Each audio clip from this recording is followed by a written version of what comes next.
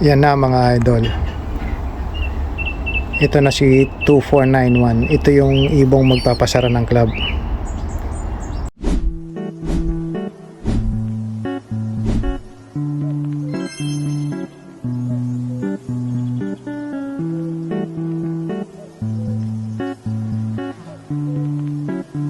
Yan mga idol. Nandito tayo sa slope natin. Diyan sa puno na yan, mapapansin nyo, maririnig nyo, may kumakantang ibon. Yan ang sign na magtatagsibol na rito. Naririnig mo na yung mga huni ng ibon, lalo sa umaga. Masarap sa tenga. Hindi ko alam kung masusumin ko. Try ko. Diyan sa puno na yan, dyan yung ibong maingay. Yan. Sarap pakinggan, kumakanta. Tagsibol mga idol. Yan ang tatay ni 2491. Ayun naman ang nanay niya. Yan, sipag. Naglilimlim kaagad. Parang hindi umabot ng 1 month yung inakay niya ng itlog agad. Yan.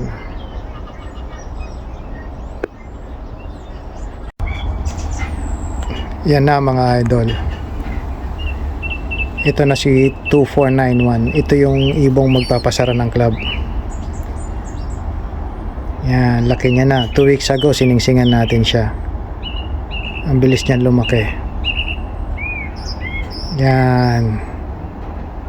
Pwede na to hiwalay. Baka bukas hiwalay na natin to. Natin yung pakpak niya. Mga 1 linggo pa siguro, basa pa yung pakpak. Balik tayo kay Pogi. Ring number. Pasilip ng ring mo. Ayaw. Masungit. Yan. Yan yung siningsingan natin 2 weeks ago. Ayan. Umulan ngayon kaya tingnan mo medyo basa yung pakpak niya. Yan. Tingin ko mga 1 linggo pa bago iwalay. Ayan, basa pa yung pakpak ko. Yan, para hindi siya mabansot. Pero kung pang OLR, pwede na to. Pwede na lang iwalay. Tayo ang magkakarera sa kanya. Hayaan muna natin siya pasubo sa kanyang mga magulang. Yan. Isa lang siya. Yung kapatid niya namatay, hindi napisa. Yan. Pasilip ng number mo, Pogi. Ang number niya ay silip lang. 249.